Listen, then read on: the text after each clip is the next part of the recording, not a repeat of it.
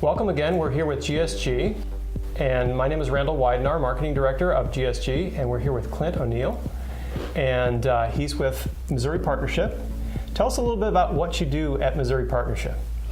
So the Missouri Partnership is the state of Missouri's marketing and business recruitment arm. I'm one of our recruiters that help promote Missouri as a favorable place to do business.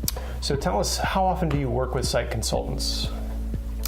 Every day. At any given point, we have several dozen projects in our pipeline, and the majority of those are represented by site consultants. Okay, so based on your experience with site selectors, what are some of the top criteria that they're looking for?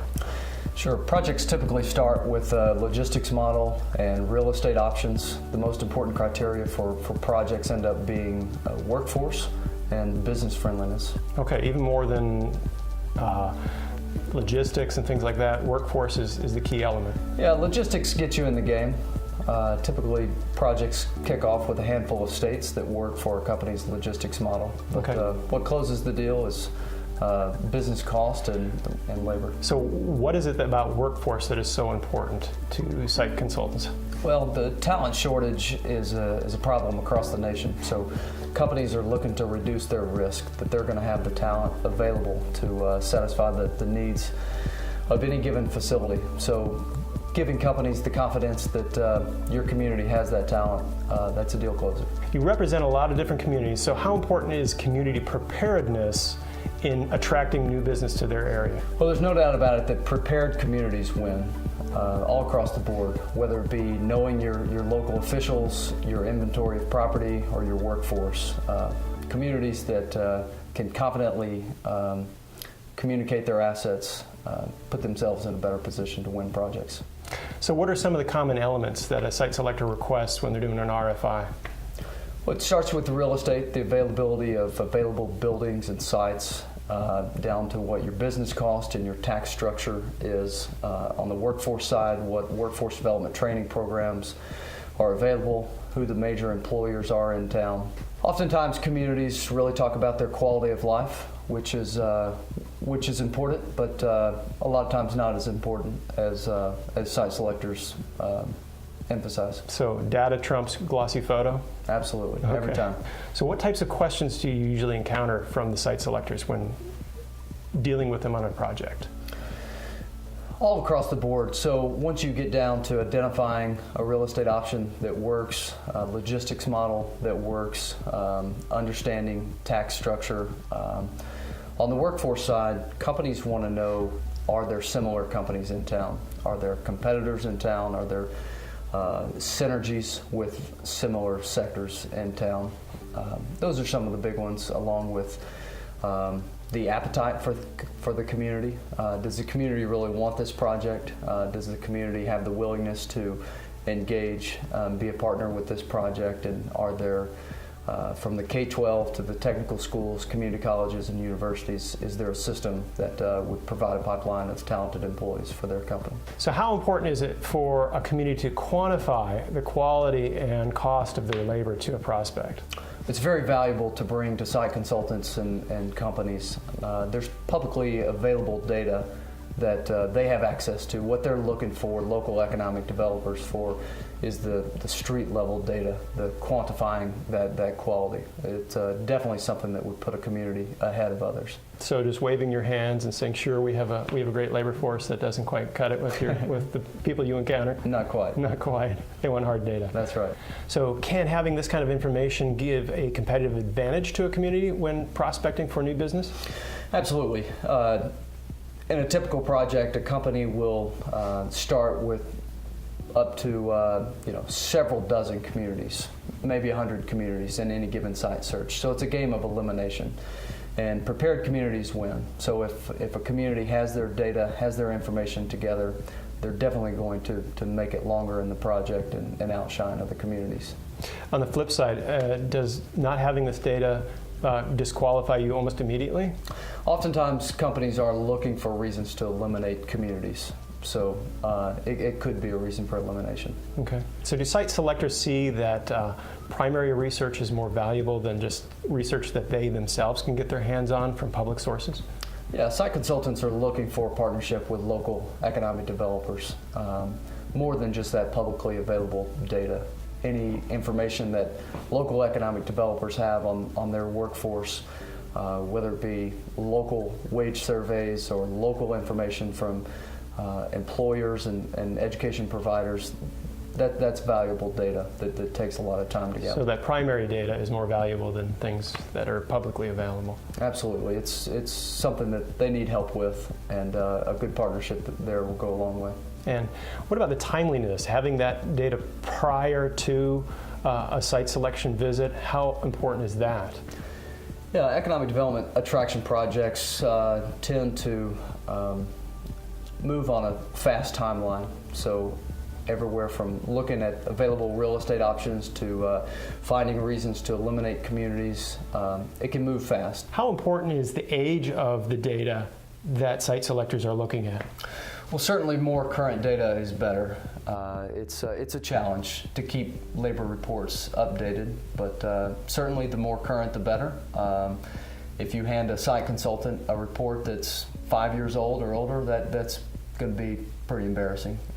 Having one that's, not more than 2 or 3 years would definitely be preferred. Okay. How important is it to have a labor report that will also disclose information about the underemployed, not just the unemployed? Sure. So the unemployment rate is something that all companies look at, but it definitely does not paint the picture of what a company can expect. A company moving into any community, they want to know who's coming to work for them, and oftentimes that will be folks that are already employed somewhere. So to understand unemployment and understand the talent that has the skills to upgrade and work for their company is a very significant benefit. So the underemployed would people maybe have degrees but are working in an underqualified situation. Right, they have skills to do more than what they're currently doing, but they are not captured in unemployment numbers. What about just undersatisfied workers, like workers that are looking for a higher wage, different benefit ratios? That probably plays a role as well, doesn't it? Sure, absolutely. The stats are staggering on how often people change jobs and even change careers. Mm-hmm. So a company coming into any community can expect employees from a variety of sources, and getting a good understanding of the source that comes from underemployed people is very important. And that's critical data, because I just encountered a statistic from Gallup that said 51% of employees are generally looking for new employment at any point in time. So a report like that would be invaluable for site selection and competing for that kind of labor. Yeah, absolutely. Companies are aware of that, and there's a strong competition among employers for the most talented employees. So tell us how important commuting patterns can be about labor. Just to demonstrate where your labor force really is. How important is that to site consultants? Yeah, it's very important. So site consultants and their clients, they really need to be able to wrap their arms around understanding a community. The characteristics of the community, where people live, where people work, how far people are willing to drive, the drive times in minutes versus miles. That can really set a community apart, understanding their workforce. So particularly for a rural area, does that change things? Is that a game changer for them to have a report like that? Yeah, absolutely. There are site consultants and companies that just gravitate to larger markets. It gives greater confidence that employees will be around to fill the jobs because there are more people overall. So for rural communities, to be able to demonstrate their workforce and to be able to understand their commuting patterns helps out significantly. Okay, so you have a labor force that grows from maybe 15,000, 25,000 in a rural area to maybe hundreds of thousands because of that. Yeah, labor shortage can be an issue in major metros and in smaller communities. Okay. So rural communities that can overcome the bias that some companies have to gravitate toward larger populated metros can do themselves a significant favor by understanding their commuting patterns. And you might even be able to demonstrate that you can pull in technical people that your local area doesn't necessarily have, I guess. That's right. So how important is it for site selectors to see a report about the opinions of local employers about the local employment situation? Well, it's very important to have the confidence to know that the local economic developer has a great relationship with the employers in town. And employers filling out a survey demonstrates that they're willing to be good community partners.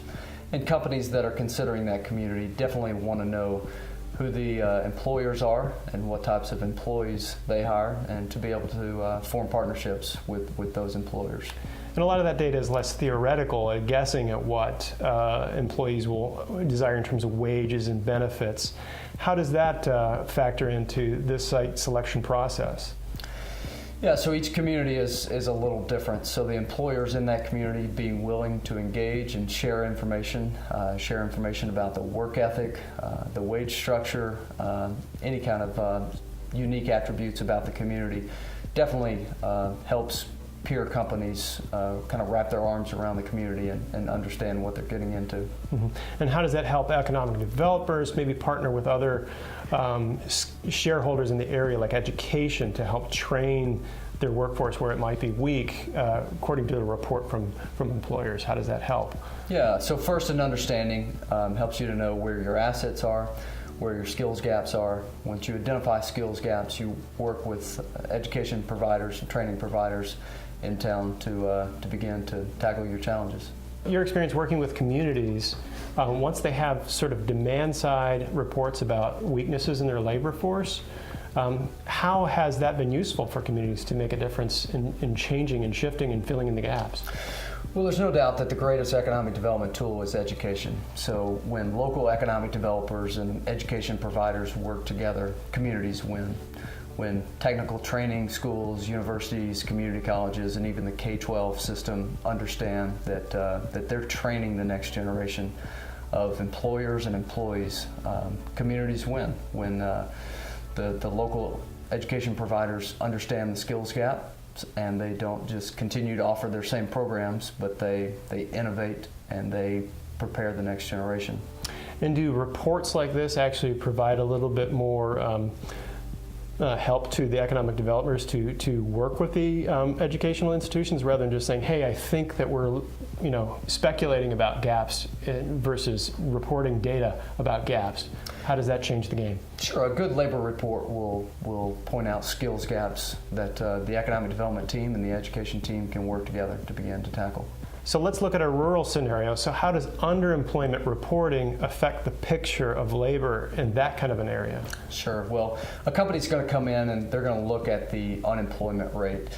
If it's low, some might tend to think there's not a lot of available skilled talent out there. There's a shortage. The real story lies in the underemployed and the moves that unsatisfied and underemployed workers are willing to make.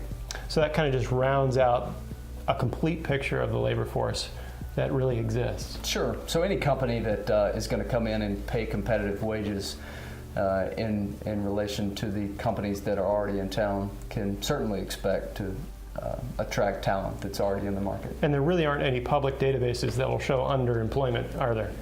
It's very difficult to wrap your arms around underemployment without a local wage survey study and other workforce data. So if you're lacking data, what are some of the responses that you've seen from site consultants in a project? Has it torpedoed a project? Has it made them pass on to another community?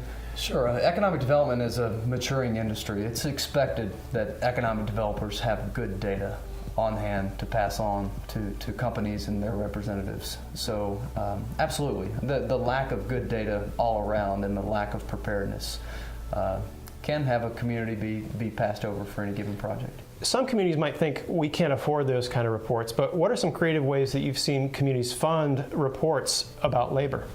Sure. Each local economic development organization has a variety of supporters. So it's down to the local level. Some have utility companies that are eager to support economic development. Some have other private industries and public entities that want to support their work. Have you ever seen partnerships between counties and municipalities fund that kind of thing? Yeah, absolutely. So especially in rural communities, economic development is all about regionalism. So presenting yourself as a region and working together with regional partners, anything from collaborating on projects and initiatives to funding initiatives like this is key. Any other advice you have for communities looking to attract new business into their area? Well, economic development is all about relationships. So having relationships at the state, local, regional level, having those relationships with employers, being prepared, whether it be certified sites or certified workforce initiatives, knowing your workforce, knowing your education providers. Companies are looking for the local economic developer to be the expert, to be the air traffic controller, to know who to call. To know that they have the confidence of the local leadership behind them. So it's the confidence of the local economic developer that they have the data, they have the connections and the relationships to give everything that prospect needs to get the job done. That's right. Excellent. Well, thanks so much for joining us today, and we really appreciate your insights into the whole world of site selection and business attraction to local communities. Sure. Thanks for having me.